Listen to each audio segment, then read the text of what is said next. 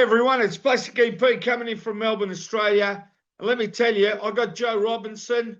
I met him in Liverpool. This guy's a scholar. He's got a fantastic book called The Journey into Beatledom. And let me tell you, Joe, it's a pleasure having you on the show. And tell me how long it took to write.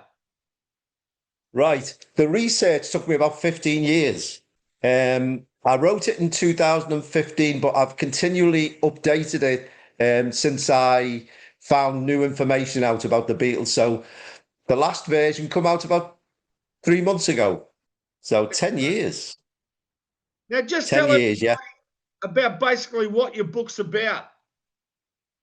Well, basically, the book's about a couple of things. It's about the hidden messages in Beatles songs. And some of them messages are subliminal because especially John Lennon, Paul and George were really into that, especially later on. But even early on on their first album, the Lennon song, There's a Place, there's hidden messages in that. So they were doing it early on as well. And in actual fact, they were teasing out issues about what I call interconnectedness, which is related to quantum mechanics. And funnily enough, quantum mechanics is related to Vedic Indian philosophy. So obviously they got into that later on. So all those things come together, really. So that's what it's about. Can you give me some examples about the Please Please Me album, the song you're talking about? Just give us a couple of examples so people can understand. Yeah. So in 1963, you've got Please Please Me, the album. There's a Place. Lennon writes the song, There's a Place. And remember, pop music was a new phenomenon. Rock and roll was pretty new then. And it was quite commercial. And it was very unusual for people to write philosophical things in their songs. But Lennon writes, there's a place where I can go, where I feel low, where I feel blue. And it's my mind. And there's no time when I'm alone. Well, the concept of mind and the concept of time are concepts that quantum physicists were going on about for years. So Lennon was well read and he was already putting it sort of subtly into his songs, even in 1963. Well, that's amazing. You know what? Because that's the first time I've heard that. And I got to say, we'll talk about more messages. But you know what? I still can't get my head around the Sgt. Pepper album where you get a mirror, you put it halfway on the drum where it says Sgt. Pepper's Lonely Hearts Club Band, and it says, I who he die.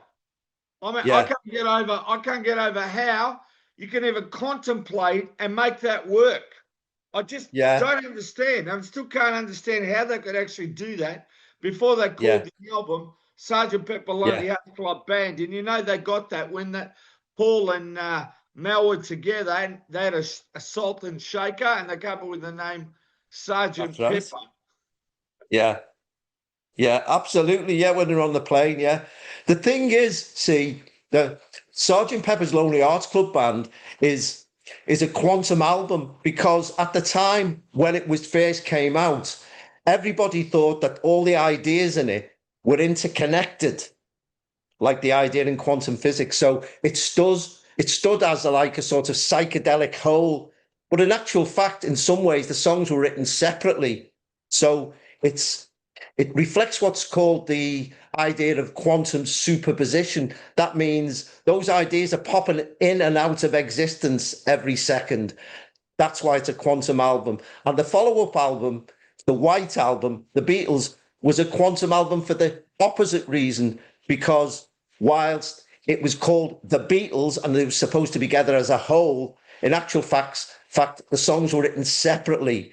And the band are starting then to dissolve because Brian Epstein's dead and they're starting to have a few fallouts. So they started using the other members of the band as sidesmen. And John would say, this is my song, you can come in on that. And Paul would say, this is my song. And George would do the same. And Ringo, obviously, was the drummer. Unbelievable. Now, songs like Hey Bulldog, right? And there's some of these obscure songs, right? Tell me a little bit about those, where they're in place with quantum physics, if you know. Yeah. Well, as I say, Vedic philosophy is about quantum mechanics. So once they were getting into the Indian philosophy, and George Harrison was into it, they realized that they could for a laugh, let's be honest about it, because they were very funny lads. They could slip this stuff in and say, make what you will of that. And John Lennon actually said when he wrote I Am the Walrus, let's do it on purpose. Let's put all this strange stuff in and see what people make of it. And unfortunately, some people made things of it that weren't really that nice, because obviously Manson was doing stuff, listen to the White Album, then he goes out and does what he did in America, which George Harrison was absolutely devastated by, because it was one of his songs that, and he didn't like it. Piggies, it was Piggies, the song Piggies from the White Album. That's right. But also I want to say, for a lot of first Beatle fans, I'm the Walrus started off because John Lennon heard a rumor that one of his English teachers, or at his school, they were analysing every lyric that he did to the Beatles songs, and he thought, okay, well, if they're doing that, how'd you like this one? And he came up with Exactly. I'm the Walrus, which makes no complete sense at all. But I got to say this, when that first came out in 1967, I'm in primary school. I'm very young, right? Yeah. And songs like The Monkees' Daydream Believer were out, and normal songs. And when I'm the Walrus came on the radio, I remember this like it was yesterday. It was like you were hearing a song coming from aliens and from Mars. It was that way out for 1967. There was nothing. Oh, it was, yeah. And it was craziness. I'm telling you, it was like something you never heard. What sort of lyrics are these? Dripping from a dead dog's eye, words that you've never heard before. It wasn't like which is a schoolboy Hard Day's Night. It wasn't like It's a Hard Day's Night and it's simple. No. This makes no sense at all. Ooh, Cooper Jew. I mean, it's like crazy. Yeah, well, it was John's English teacher actually got him into art college because he'd failed his exams, basically. He only passed 2 out of about 9 when he was like 16. And his English teacher, who was actually going out with the girlfriend of the English teacher, was actually at the art college. And they went to the, your crack pub in Liverpool where Lennon used to drink. And while they were in there, they were looking at some of Lennon's, comics and his drawings, which were quite weird, really, to be honest with you. And they realised that he had talents, but that he was very arty and a bit way out. And I actually spoke to one of John Lennon's Quarry Bank school friends a number of years ago who lived in the Midlands in Worcestershire, a fella called Liverpool Kenny, was a poet. And he said that John Lennon used to go into Woolworths store during his lunchtimes in Allerton, just down the road from Penny Lane. And he'd talk to the shop assistants in a mock French accent and start saying weird things to them. And they told him to get lost. But he kept coming in. And what he was doing was he was trying out little word games with people. And he's only 14 years old at this stage, And he's talking in a mock French accent. And he's saying to them, he was talking about cricket balls and stumps. And he said to them, can I have a pound of cricket balls and can you stew them and then peel them? Which is like strange for a 14-year-old to say. And they're like, hey, lad, what are you going on about? With Rubber Soul, what do you know about that, the album? Well, it's a funny thing, because the conspiracy theorists who say that Rubber Soul wasn't written by the Beatles. But I've got a list of all the songs on it, something like 12 were pre-written in either the period between the film Help being filmed, when they were sitting around and never had much to do while they were filming, and then afterwards. So Help finishes in the summer of 65. And then by October, when they come in to record, they already had a number of ideas that they drafted up. And some of the songs were actually written years before. Michelle, the tune for Michelle was actually written in 1959 when Paul was with John, was at a party when they were just young lads with all these bohemian avant-garde people in the Liverpool 8 district. A fellow called Austin Davis, his wife was Beryl Brainbridge, who became a very famous British writer and dramatist. So there you go. Yeah, I heard with that song, Michelle, what happens is they'd be at parties, right? And Paul's a young man, and he'd just be working on it, trying to put birds with that song, but he'd never finish it. And John said to him, let's do that song with the ones where you tried to pull birds with. What's the name of that French one? Yeah. because they'd been over to Paris, which is where they got the French Bangs Beatles haircuts. Yeah. They thought, let's try and pull a few women, but the women were older, see, they were too young, and they really, couldn't get off with the girls then because they were too young. But they were already mixing with these sophisticated, arty people in the L8 Bohemian district of Liverpool, because L8 is part Bohemian, Georgian buildings, and the other part is Toxteth, where there's a lot of people from Liverpool who've been there for donkey's years. It was an ethnic area. Now, I've got to ask you, there's another Beatle album, right? The one that's done with a drawing of a guy, like, it looks like he's dressed up, right, in 70s gear, and it's got the little car on the path going towards Paul's head. That's what it's supposed to be. I don't know if you know that. It's a tiny car with the headlights on going towards the head. Do you know anything about that?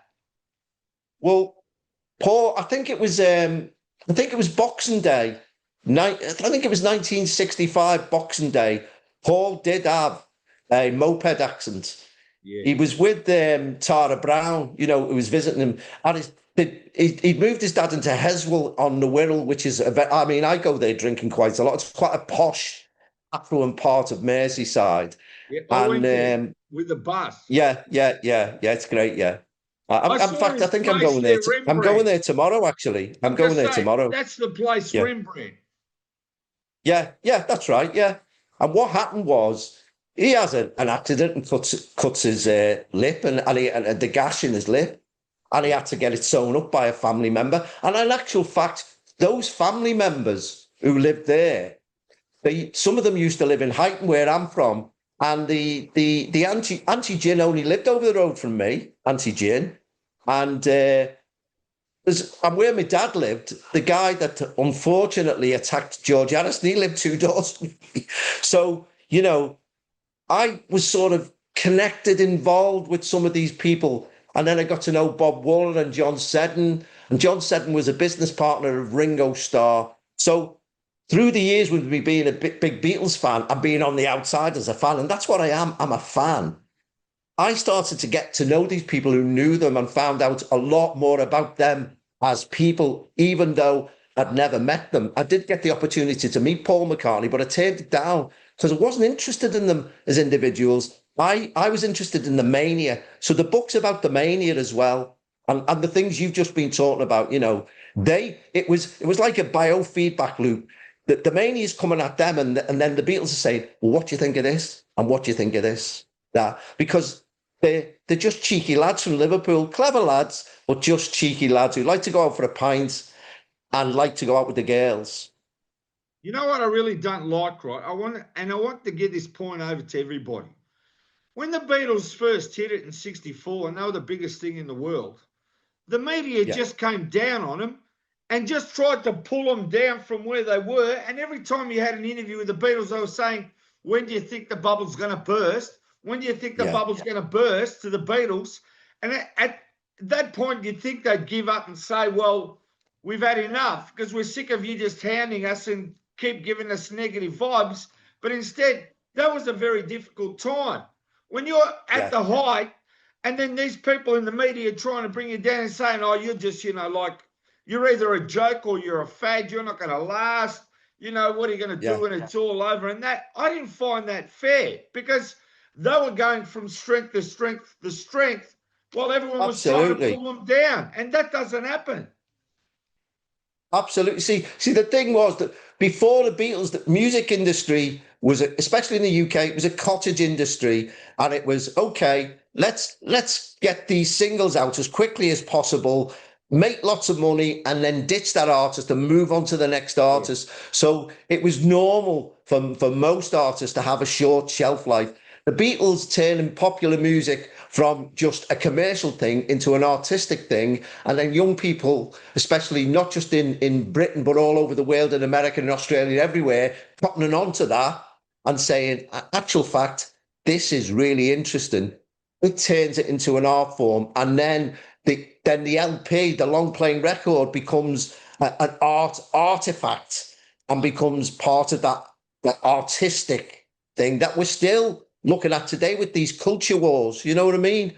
All these ideas come from the Beatles in the 1960s and the alternative culture that seeped in to the collective unconscious round about 66, 67, and is still with us today. I mean, I'm just saying, as far as I'm concerned, the Beatles are bigger than ever now in 2025 because the legacy and the legend lives on no matter what, you know. And it's like, I'll be honest with you, when you started buying memorabilia from the 60s, it hasn't stopped. I don't know any band where there's so many books coming out on a weekly basis about the Beatles, and they're still writing about the Beatles. And they just continually keep coming out with books. And I'm just amazed how they can keep doing that. The authors, you know what I mean? Yeah. You had to be there to know what you're writing about. You know, I'm just trying to say that kind of point. To me, I'll give you an example, right? If you had 10 people in a room and you had a story, like the Beatles, you know, like Jones came into, whatever his name was, came into NEMS and he asked for that obscure record by the Beatles. Raymond Jones, yeah. Yeah, well, I mean, I don't know if that's true or not, if there was such a person or not. Yeah. Well, I mean, I spent 6 months helping Bob Wooler write his biography. Yeah, tell us. Bob was a very erudite and clever man. And Bob was a stickler for the truth. He used to say, "This is from the horse's mouth and not the other end," he used to say. And he said to me that categorically Raymond Jones came into Brian Epstein's store. And when Alistair Taylor, Epstein's assistant, said that didn't happen, well, I think Alistair Taylor was telling a little fib there, because it did, or he didn't know, or he wasn't in the office that day. It definitely did happen. Because I believe Bob Wooler, because Bob Wooler, in actual fact, even though he loved the Beatles as a live band, he also, because he liked old-fashioned, pure rhyming schemes from Tin Pan Alley and Denmark Street, all that old-fashioned stuff, and the Beatles didn't have many pure rhyming schemes, and especially in their early songs, he said that he loved them as a live band, and he loved some of their songs. There were songs of theirs that he didn't like because he was quite old-fashioned, Bob, in some of his ways. And so he would tell the truth, even though he loved them. So I believe, Bob, that Raymond Jones did come in to get my Bonnie, the Tony Sheridan song with the Beat Brothers. It actually wasn't a Beatles song, to be honest with you. They were just backing Tony Sheridan, you know what I mean? I know, but I've got to explain something about the Beatles, right?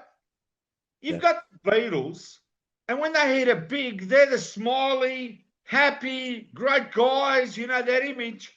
But they're men, and the image is so wholesome that it's not really them. Do you know what I mean? No. People that played in the clubs, these are people that, you know, down in the Hamburg, sailors were having riots and bashings and the things they saw and the things they experienced. There's two types of Beatles. You know what I'm trying to say? Well, George Harrison said that early on, didn't he? Yeah, but there's the raw Beatles, and then there's the happy, polished Beatles for the world. You know what I mean? To be universal. Yeah. Well, George Harrison said very early on, because he was the first one that wanted to leave the Beatles, you know, because he wrote the song "Don't Bother Me," which Bill Harry said that he suggested it to him. But George said, when I saw us on the screen, I thought, that's not us. That's the Beatles, but that's not us. Because you've been to Liverpool, and you know what Liverpool's like. There's a lot of cities like that. But Liverpool is quite a special place in some ways. You know, it's part of England and not part of England because of its Irish connections, its Scottish connections, its Welsh connections, its Afro-Caribbean connections, its Chinese connections. It's a port. And the thing is with Liverpool is it's a rough place, but it was also a very wealthy place in the late 19th century. And people who've never been to Liverpool think it's just rough, but no, Liverpool's part of it are quite sophisticated. So you've got that reflected in the Beatles as well. And it's what you're hinting at is actually true. You know, it's definitely true, that.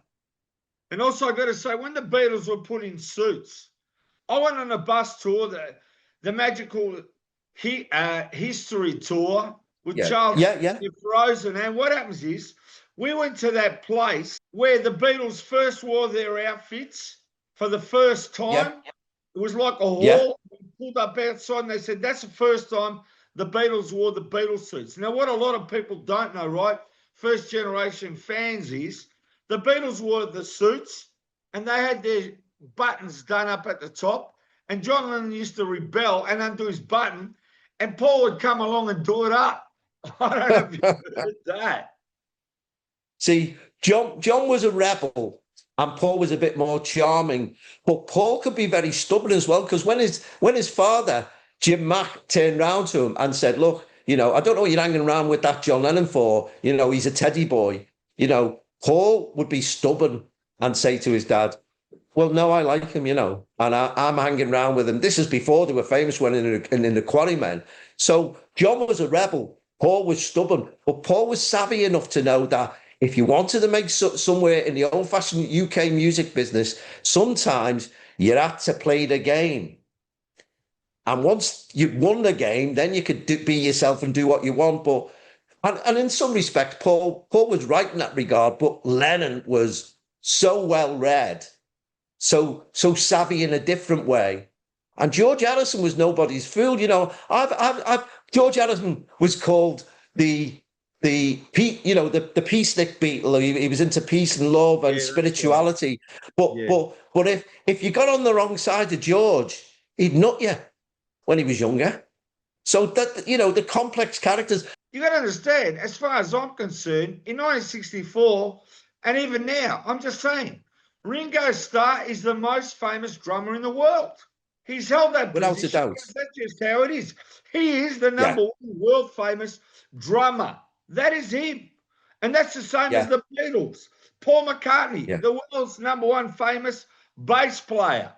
John Lennon, number one world lead guitarist. Rhythm guitarist, where George Harrison was the number one lead guitarist. Yeah. That's what they were in 64, and they've held that because there's no greater band or image that's like that. That's what makes them unique. They're not the Rolling Stones. They never wanted to be anything. That was them. It was like a four-headed monster that they were together and they knew what they were doing and they had a plan with Brian. And as I said, even after that, they had to go their own way and do what they had to do, which wasn't an easy path because they were used to Brian's management. They didn't have to worry about it. And then when he passed away, well, obviously it's a different ball game. And plus, you've got to understand, of course it is. They were young men when they started out, right? They were young kids. And then they become young men. And then they became mature men. Well, at the age of 14, 15, you're not the same when you're, 20, 24, 25. Yeah, the family, they started having families as well. And so it's different, isn't it? Makes it, you can't be together to hold it together for 10 years. Yeah. Think of all the sacrifices, personal sacrifices. Oh, I tell you, they did. They absolutely did. When they had enough, they had enough. I mean, some people can't stand somebody in a room for a day. And they had to be together all the time, locked in hotel rooms. Their freedom was taken away from them. Their privacy was taken away from them. I mean, that's a recipe for self-destruction. You know what I mean? If you can't handle it, they handle it so well.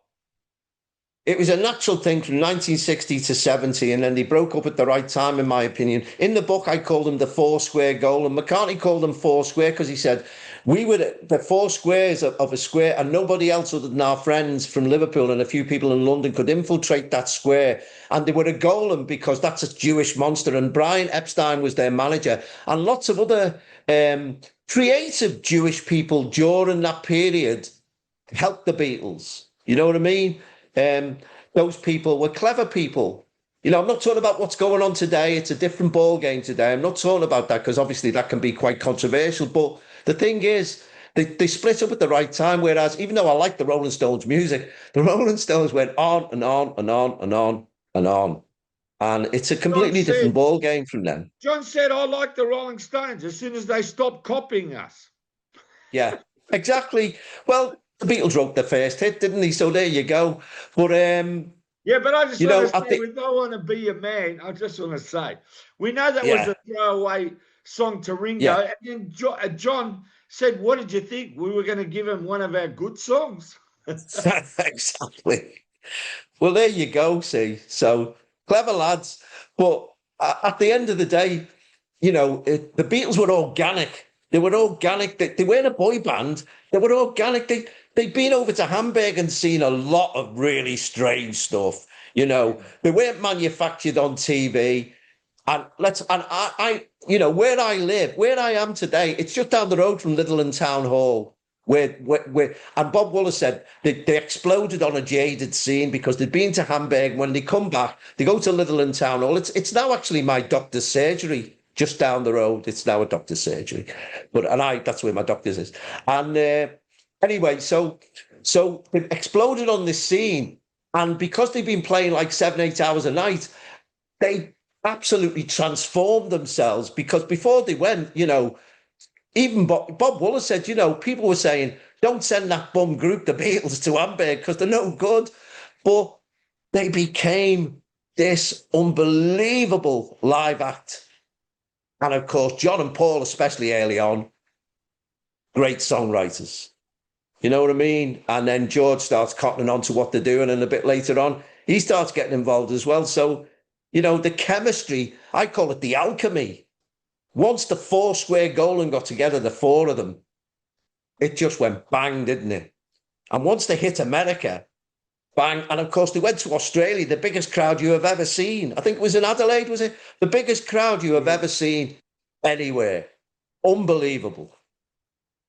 Anyway, Joe, I just want to say, if you can tell everybody where they can get your book, and just hold that up one more time and tell everyone where they can actually get your book. Yeah. It's now called The Beatles and Their Journey into Beatledom. That's the new version of it.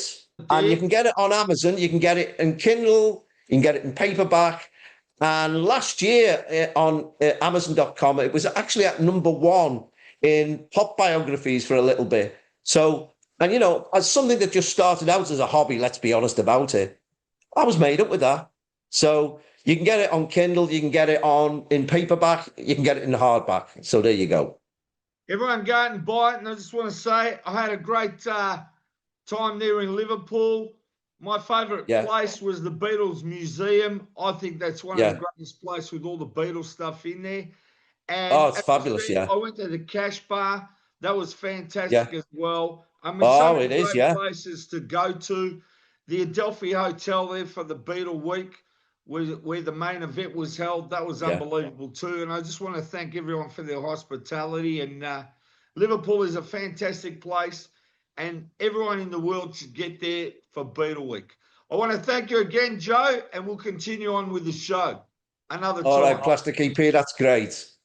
Thank you, Joe. Okay, you take care.